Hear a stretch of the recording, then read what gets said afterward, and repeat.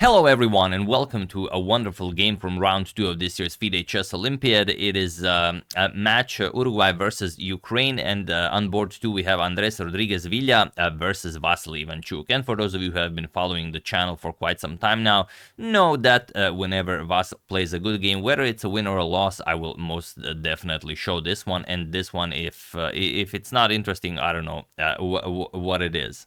So let's check it out. He's facing strong grandmaster who I believe this is his 6th appearance in the Chess Olympiad, and in 2009 he even qualified for the FIDE World Cup, but he had the misfortune and privilege of facing Boris Gelfand in round 1, and he got eliminated there, which is, you know, a fate that often awaits someone facing Boris Gelfand, especially in 2009.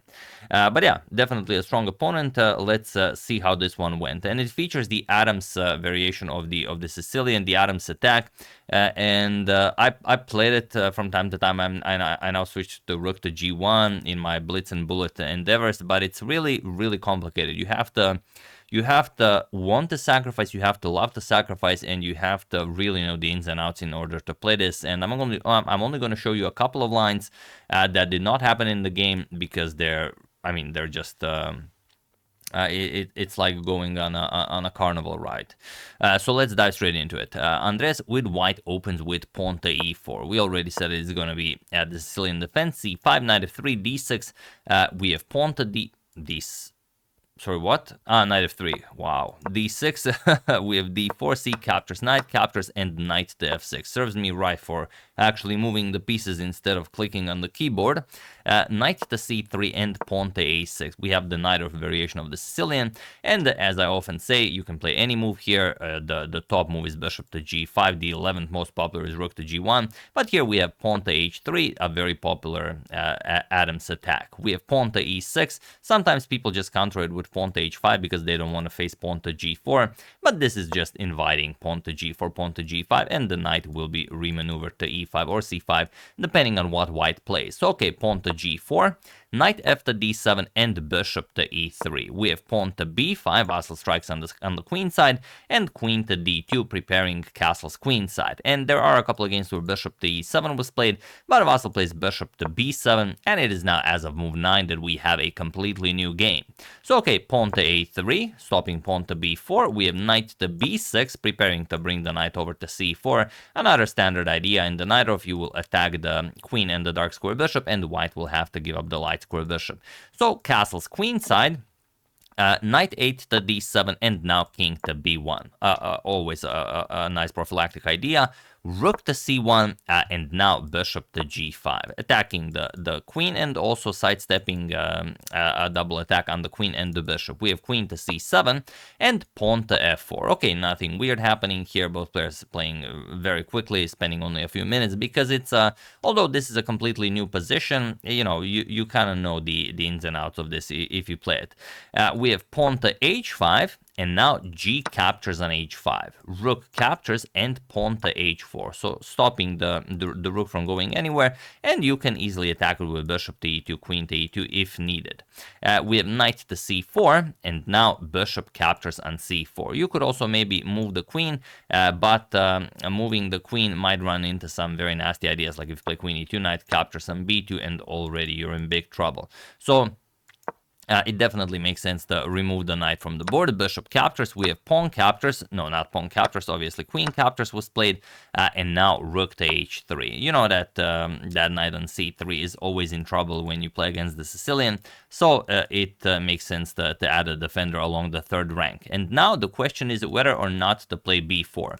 Like I said, this is one of the lines that I'm going to show because usually you want to play b4, but here if you play it, let's say captures and captures, there's always the problem of the undefended rook. Queen to e2, and now after you move the rook, there's this very nasty knight to d5. And yes, if you play against the Sicilian a lot, you've seen sacrifices on b5, you've seen sacrifices on d5, you've seen sacrifices on f5, pretty much all of them, including a knight, and you cannot capture. If you capture the queen and bishop, just get the job done right away. And if you move the queen, it's not much better. Rook to c3, or if you move it to the a file, then rook to a3, and the queen is either lost, or you move it to a7, and then you just play knight to c7 check. The king has no squares, you have to give up the rook, then comes queen to c4, then rook to c8 check. This is total annihilation. So after rook h3, knight to f6 by Vasyl, and now pawn to f5. Again, if you play against the Sicilian a lot, it's often a question whether to advance the e-pawn or the f-pawn. Sometimes it's the e-pawn, sometimes it's the f-pawn. You cannot know it by heart. You have to really, love playing against the Sicilian, and you will get the hang of it. But here, pawn to e5 would be better. Point being that after pawn to e5, Vasyl's position is already really bad, because let's say d captures on e5, all of a sudden knight d captures on b5. Again, a very standard sacrifice, but if you capture it, then bishop captures on f6, and look at this, there nothing is defending checkmate here. So you're not in time to recapture, you have to somehow defend. Let's say play queen to d4, rook to d3, and here you just resign. Nothing to be done here. So e5 definitely better here, e5. But pawn to f5 was played, which is still fine, and Andres still has a better position. But now pawn to e5 attacks the knight, and bishop captures on f6. Very nicely done. G captures, we have knight to b3, and now pawn to b4. Finally, Vasyl advances it. A captures, and now bishop captures on e4, and you have this really weird position where, okay, the situation on the clock is as it is. Andres has a bit less time, but still an hour on the clock, you do have time, and best would be to capture on e4. And after captures, let's say queen captures, you bring the rook to c3. It's not easy for black to find moves. You have to play something like queen to a8, and then white can easily consolidate. You just bring the queen here, you defend the two pawns, and it's a nice position. Black might capture to sort of ruin your pawn structure, but it's nothing really. White is much better here. So after bishop captures on e4, you should capture it, but knight to a5 was played, and this now really brings Chucky back into the game. Queen captures on b4. We have queen to e2, yes, attacking the rook here, but now bishop captures on f5. It's a tricky move that he might have missed, although I don't think he missed bishop captures on f5. I think he missed something else, and that is the move that you guys will have to find. Queen captures on h5 was played, even though other moves aren't really better. Your rook is saying, let's say you play rook to e3, all of a sudden rook b8 threatens mate, and once the knight retreats to c4 to defend against checkmate, now you capture on h4. Threatening to capture and then checkmate on b2, so you're going to have to play knight to e4, but now you start trading. Rook captures, bishop captures, queen captures, and rook to c8. And okay, whatever white plays, it's lost. Something like b3, defending the knight, all of a sudden f5. And yes, you can still defend the knight, but rook captures on c4, queen captures, and this is completely winning for black. White's pawn structure is non-existent. It's 5 versus 2. Yes, it's a rook against the bishop, but it's a passed a pawn, it's a passed e pawn, passed f pawn, and okay, you can maybe attack it, but you can never reach the base of the pawn chain. So this is too easy to play. So after bishop captures on f5, queen captures on h5 was played, thinking, okay, yes, my rook is hanging, my knight is hanging, but obviously I can defend everything except one move. There is one move that completely really destroys white, and it's not easy to spot if you're just looking, to gobble up something. So feel free to pause the video and try to find this elusive idea that Andres missed, but Chucky found while I give you a couple of seconds.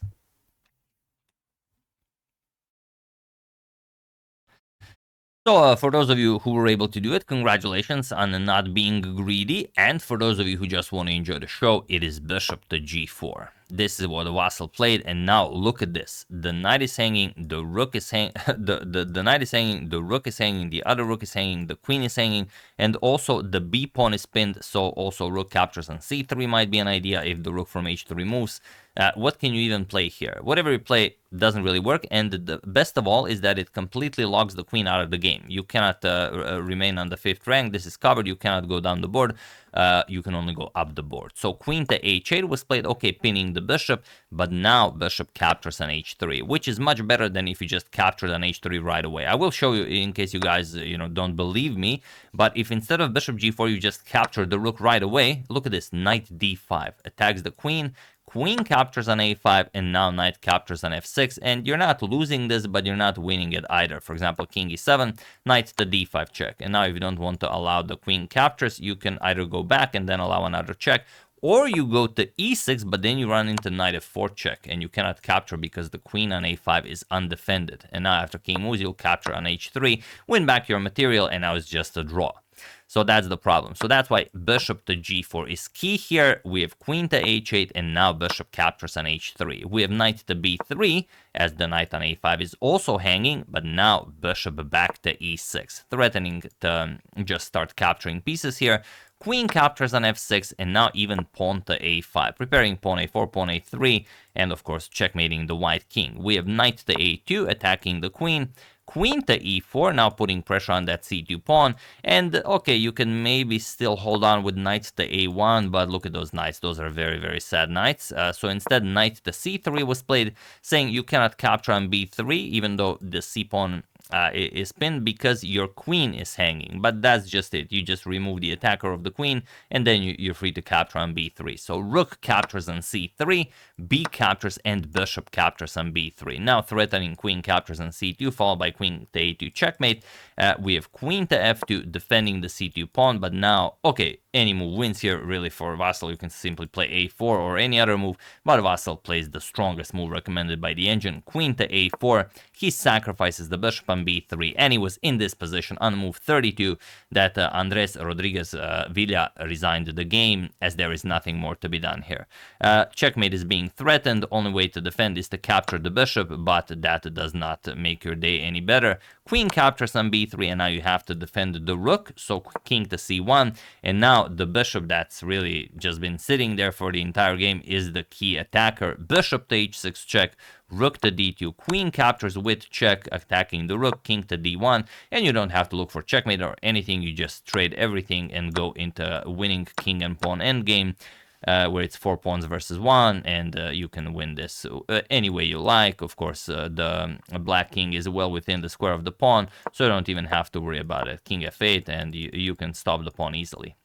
So yeah, that's why I always say, while I myself enjoy playing against the Sicilian, I did try, all of the fancy ideas, the English, the Richter-Hauser, well, anything. Yeah, I even came to rook to g1, the 11th most popular continuation. But yeah, this Adams attack pawn to h3 is incredibly complicated, and I've had some classical games where I've completely dismantled my opponents with some fancy sacrifices, and I couldn't even believe how well I played. But then in other games where I should have sacrificed, I didn't, and then in some of them I just sacrificed where I really shouldn't have sacrificed. So it's really, really complicated. It seems no one knows this stuff. You just play it, and whatever happens on the board happens. As they say, chess is a fight. So yeah, that's the game. Hope you guys enjoyed it. I would like to thank Ren Songhua, Joseph Tree, the GuernseyChessFestival.org.gg, Dr. Captain Collins, and Professor Hexagon for your contribution to my channel. Thank you a lot. I really appreciate it. As usual, you can check 2 of my previous videos here. Thank you for watching, and I will see you soon, continuing the coverage of this spectacular event until it finishes. Thank you all. I will see you soon, and have an excellent rest of your day.